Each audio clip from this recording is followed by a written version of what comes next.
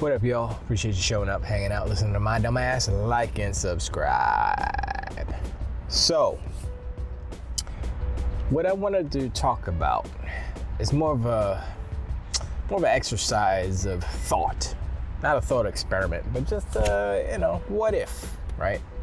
So, the leak, the super uber leak, the biggest leak in the history of video games leak, in Xbox history at least leak, where basically 7 years of the future of Xbox has been spilled. Some of it is old news, some of it is outdated, things changed and stuff like that, but still, that was the plan. I guess that was in May 2022 or 2020, I don't know, so whatever the dates are.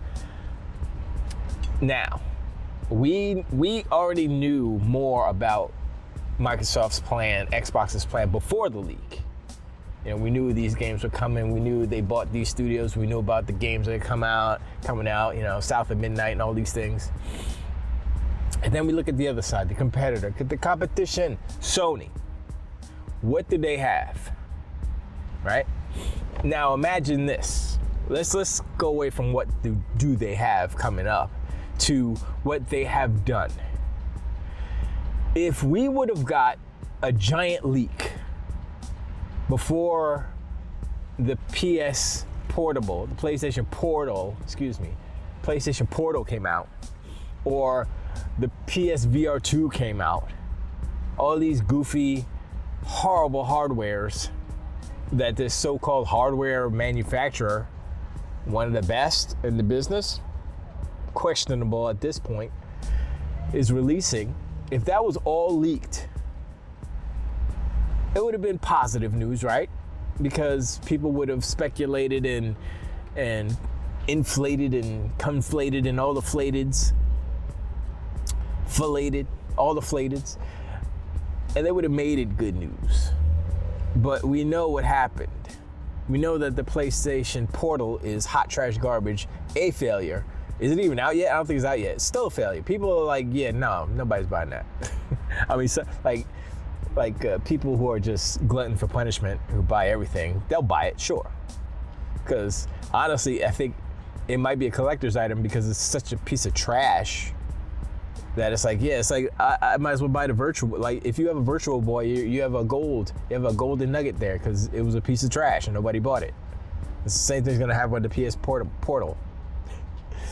PlayStation Portal is just gonna be like, what is this piece of hot garbage? Remember the time when Sony made this piece of hot trash garbage? Wait, which one was that? Oh yeah, there's a lot of those. They used to be the best at hardware, and now they're slipping, they're slacking.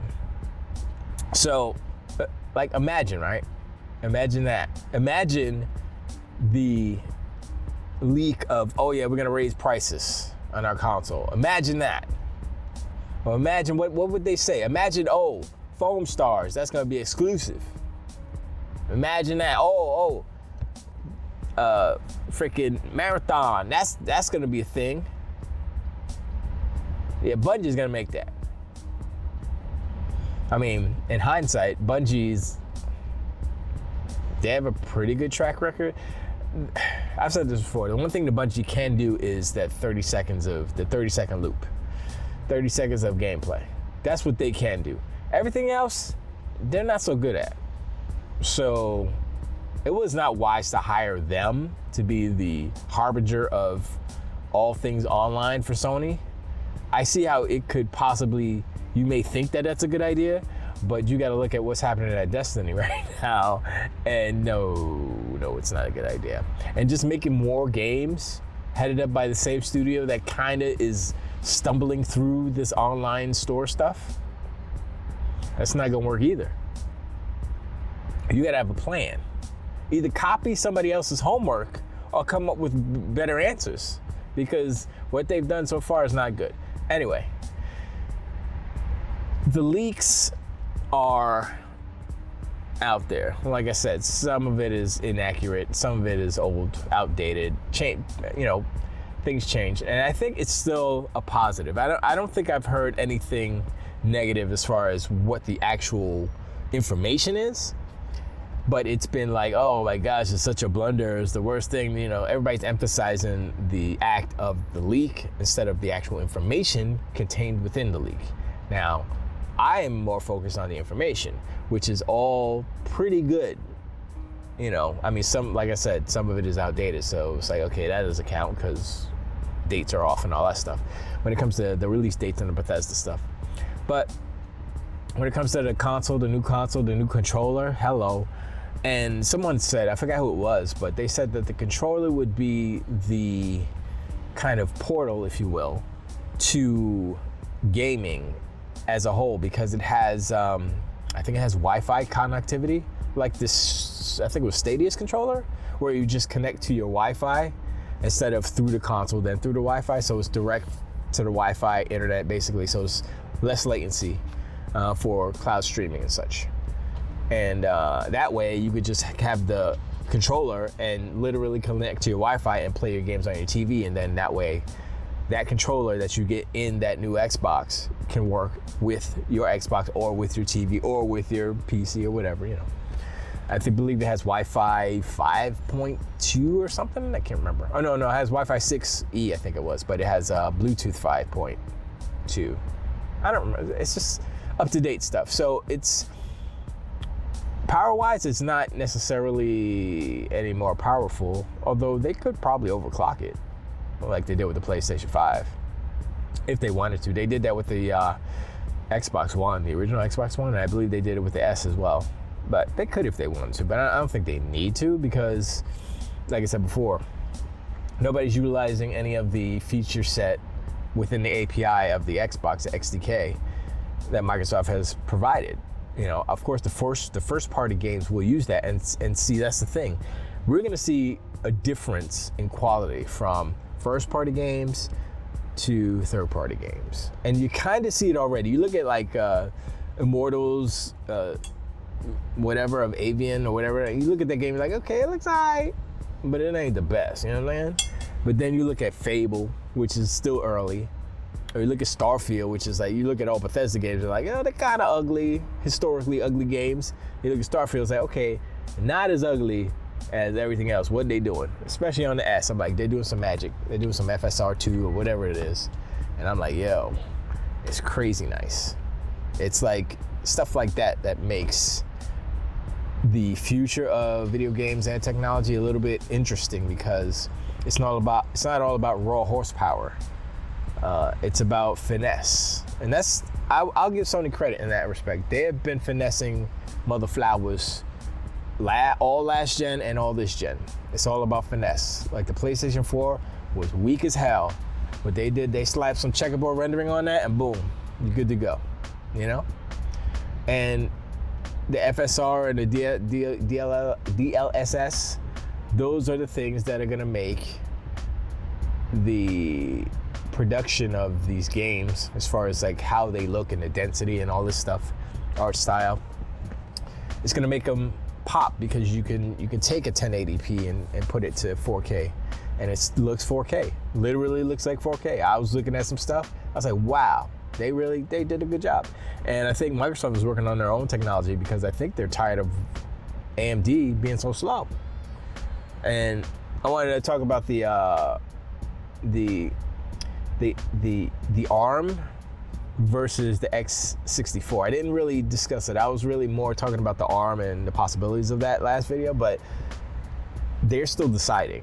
Like if they do ARM, I said that last video, but if they go X64, which is, I believe, the evolution of x86, I believe they're pretty much compatible. Well, yeah, I think so. I'm not actually too sure, but that's what I think everything new is coming on x64. That's what modern computers are. So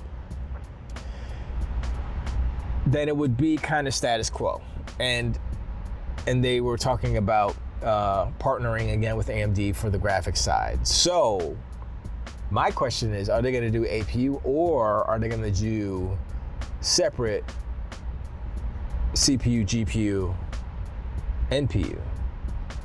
Or is it all going to be on one die? Or if they do ARM, are they still going to go with AMD for GPU and do NPU as well? The NPU is the machine learning stuff, the neural processing unit. I don't actually know what the N stands for, but I believe that's what it is. It's for the machine learning AI stuff. And the fact that Microsoft is thinking along the lines of having separate hardware solutions for AI and for ray tracing and stuff means that they're serious about making the next gen basically. And I believe they're talking about Navi 5. I believe that's what it was. I'm trying to do it off memory, but I think we're right now at Navi 2 or 3. I don't remember which one we're at now. Or is it? It's not Navi 1. I don't think it is. But that's 2028. So in 5 years, you could see 3 generations. Yes. I mean, if you're thinking about in terms of graphics cards generations on the computer side, 5 years seems about right. Definitely 2 generations in 5 years. Yes, because we're gonna have we have the 4. RTX, right? We got the 4. We're gonna have 5 and 6 series definitely before 2028, and you can correlate the AMD side because they try to stay up with it because they can't fall behind, because then they lose basically. I mean, they're losing already, but they need to keep up pace in some sort of way.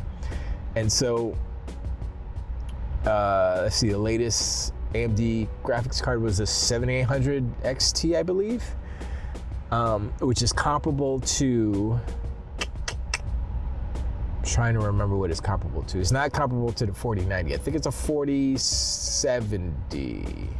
Is that right? I think it might be a little bit more better than the 4070. I can't remember what the actual comparisons were for that stuff. But if they will stick with AMD, which I think for backwards compatibility's sake would be wise, although I have faith in Microsoft's ability to create a backwards compatibility ecosystem with the ARM chip. And I think ARM makes me I'm more interested in an ARM system because of just the different, it's just so much smaller and cooler and more efficient. So I'm like, well, they could have a smaller chip and still get the performance out of it, but how hard would it be to, make that stuff work? I don't know.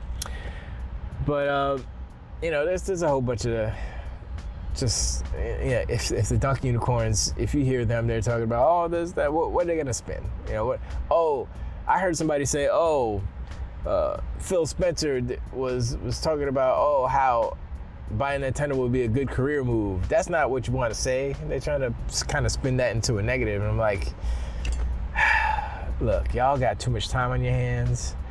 Anybody would say that, and he's literally just saying true words. And you're gonna go and take it like he's want to brag or be like, whatever, or being selfish or something. It's like, no. First, it would be good for Xbox.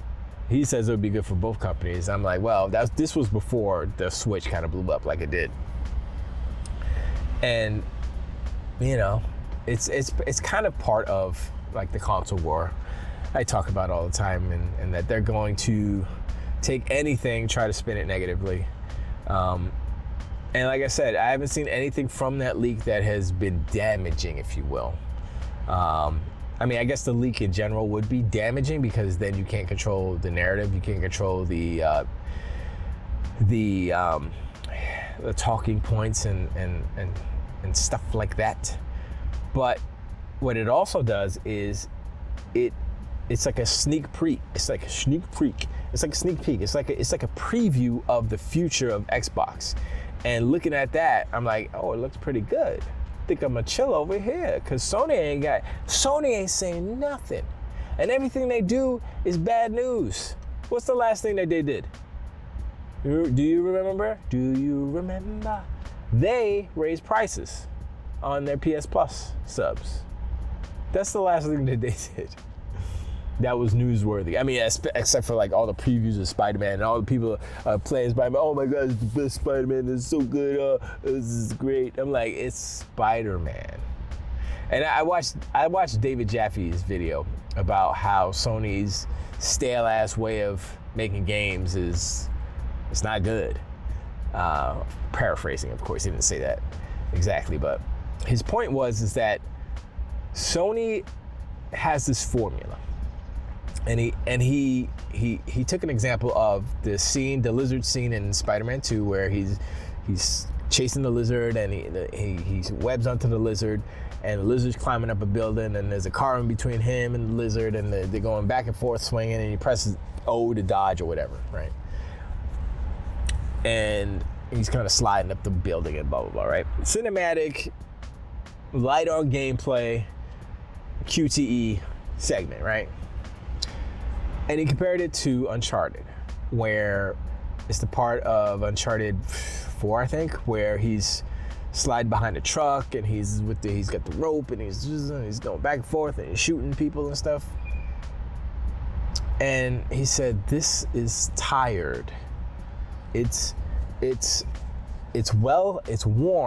It looks cool. And that was his point. It looks cool. Sony's strength is also their weakness.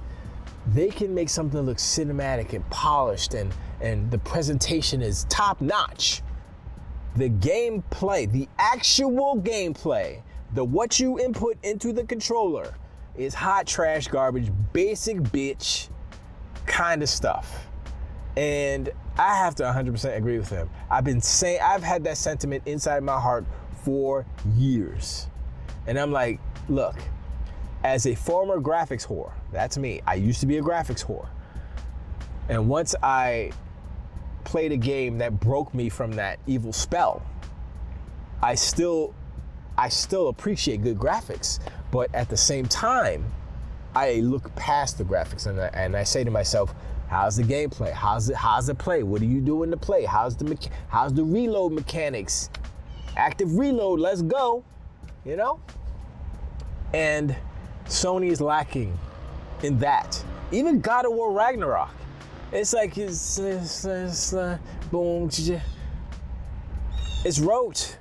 It's boring. The gameplay is boring. Beautiful presentation, beautiful cinematics. The acting is really good, but you're not playing the acting. You're not playing the cinematic parts. You're not playing the camera pan, go to the wolf dog and then go follow him down to the stream. And you're not playing that. You're watching it. That's why people make fun of Sony with their movie games. Sad Dad Walking Simulator, because that's basically the extent of the actual gameplay of these games. And Jaffe went in on them about that.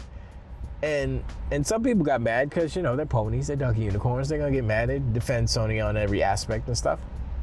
But, you know, you have to remember, Jaffe worked for Sony. Jaffe created God of War, Twisted Metal, other things. And he is funny. He's a troll at times, and I appreciate him. I appreciate his energy. But when he sits down and he's serious, like seriously serious about kind of game devs or about critiquing certain parts of the industry, generally, most of the time, I'm pretty aligned with what he has to say. Sometimes he's like a little bit, you know, overly hype about something, or, you know, just kind of curmudgeon about some things, and that's fine. He has the right to be that way. That's, you know, that's his personality. That's fine. But when he's sitting down there talking, he's like spitting science. He's spitting kind of reality. He's like saying, yo, look, I've been in the business. This is how it works. Gamers, I've made games. I know what the games people want to play sometimes. He's made like 2 super franchises, so he knows things. And when he says, and he looks at the things that they're doing, that Sony's doing, and I see the same thing, and I'm like, why do people like these games? I mean, I get the cinematic part, but really, why do people like these games? And how can you play that more than once? You know what I'm saying? It's like one and done. I said that's a one and done. That's a one and done. What are you doing? It's raining. It's getting wet up in her. And so I was like, look, y'all,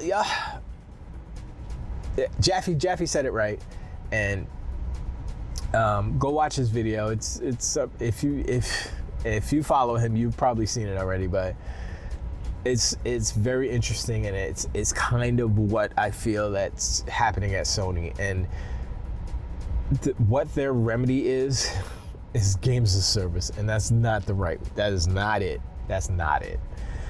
I mean, if they make one that's good and they make some money, I mean, that's the whole goal, right? But no, it does not look, the future does not look good for Sony in that respect, and in any respect, because they haven't shown us anything. And that's where you got Sony, you got Microsoft, and we know what Microsoft's talking about. We know basically, for the most part, what they're gonna do. The stuff's gonna change, but we got zero over here. We got zero with Sony. We got all this over here, Microsoft. We got nothing. We got Wolverine. That's it. All we got was Wolverine. That's it. And we don't even know when that's coming out. And we don't even know if that's gonna be actually good. Y'all are assuming that Wolverine's gonna be a good game. I'm gonna say that Wolverine is way harder. Magnitudes a harder character and game to make than Spider-Man. Spider-Man has had thousands of games, okay, hundreds of games to look at, to learn from, to evolve from. You know, Web of Shadows, was that the last game that they made? Activision? I don't know, one of those, but that they could just say, yeah, Web of Shadows, but we're gonna do better animation, we're gonna do a better city, we're gonna do better with web. You know, they have something to go off of. Wolverine had one game, Wolverine Origins Wolverine, I think it was, that was pretty good, but that's it. What else? What other Wolverine game are you talking about that you've seen? That's the only one I remember. Unless you're gonna take Wolverine from Marvel vs. Capcom or something. What kind of game is Wolverine? Third person? Is it like a prototype or something? That's the only thing I can think of. Are they gonna do open world? Dude, there's so many questions about that game that has doubts written all over it. Doubt. I don't know about that. But anyway, I appreciate you showing a like and subscribe, and let me know in the comments what you think about Sony's lack of information, lack of talking to you guys, lack of talking to anybody as far as their future plans are, and what the future plans for Xbox is, and how the two compare to each other. You know, regardless of the fact that Sony isn't saying nothing, still, what we know is what we know. What are you more excited about? What you know or what you don't know? You know what I'm saying? But anyway, and I'll talk to y'all on the next one. Till the wait.